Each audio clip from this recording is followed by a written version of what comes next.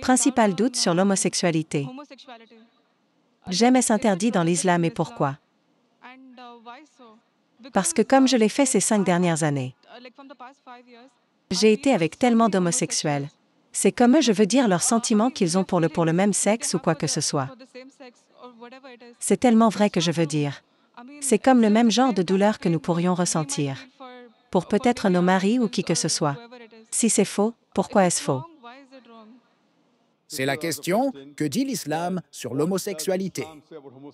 Et si c'est faux, pourquoi c'est faux? Allah dit dans le Coran, dans la sourate, Isra, verset 32, « Et n'approchez point la fornication. En vérité, c'est une turpitude. Et quel mauvais chemin! Ouvrir d'autres routes vers le mal. » En plus de cela, Allah a dit dans Araf, verset 81, « Certes, vous assouvissez vos désirs charnels avec les hommes au lieu des femmes. Vous êtes bien un peuple outrancier. » Cela signifie que l'homosexualité est privée dans l'islam, dans le Coran, parce que Dieu Tout-Puissant a créé les êtres humains. Allah dit dans le Coran, dans la sourate Luqman, verset 21, « Il a mis l'amour entre le cœur du mari et de la femme. Dieu Tout-Puissant a fait de l'être humain une telle qu'ils aiment le sexe opposé. Généralement, naturellement, aucun être humain n'aime le même sexe. Je parle de l'amour qui est requis. Mari et femme, pas l'amour platonique que tu as entre tes frères et entre tes sœurs. Maintenant, initialement, il y a eu une recherche qui a dit que l'homosexualité est génétique.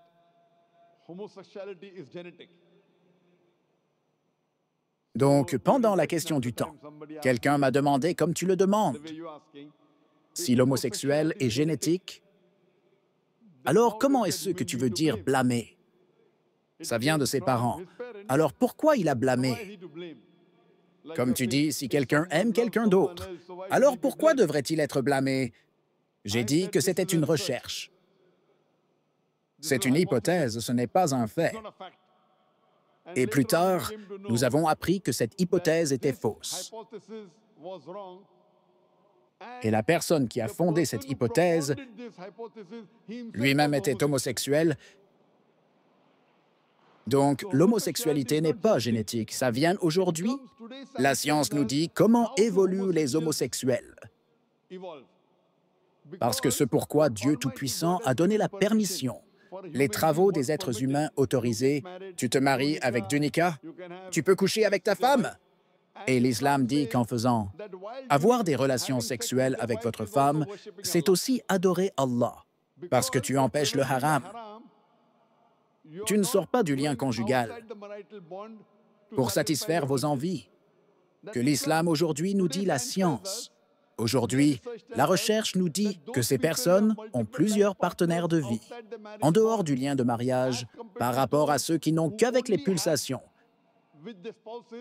Ils apprécient la vie sexuelle bien mieux que les autres. Et que se passe-t-il aujourd'hui quand tu en as marre? Tu vas dans le pays occidental des maîtresses. À 10h20, pas de problème. Tu commences puis fais des choses contre nature. Quand tu commences à faire des choses contre nature, tu ne suis pas la loi du Créateur et tu satisfais tes envies dans le mauvais sens. Au moment où tu continues à faire dans le mauvais sens, puis tu continues à aller au-delà de ce qui est naturel.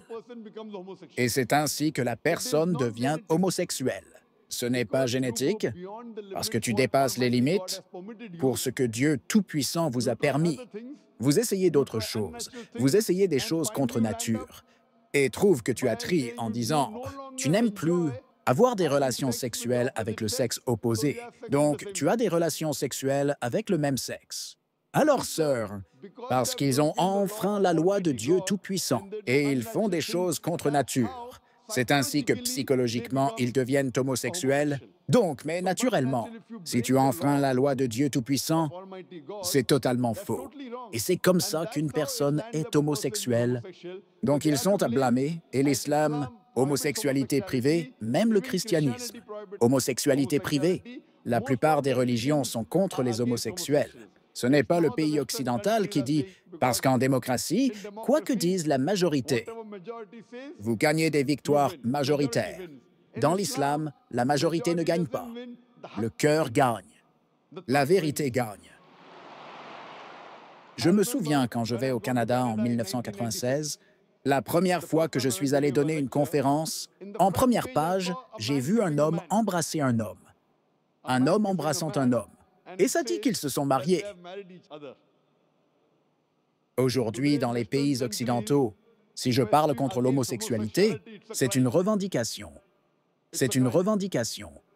Alors, ce que nous réalisons qu'auparavant, précédemment, tous les pays ont presque excellé, était un crime. Puis un peu de western. Des pays comme le Canada lui donnent une sanction légale. Aujourd'hui, la plupart des pays occidentaux, l'homosexualité est légale, même dans l'autre pays d'où ils viennent. Ils pensent à le rendre légal. Donc ce que nous réalisons, ce qui est la vérité, est la vérité. La majorité ne veut pas dire que ce qui est mal est mal. Et dans l'islam et la plupart des grandes religions du monde, l'homosexualité est un péché, c'est un crime.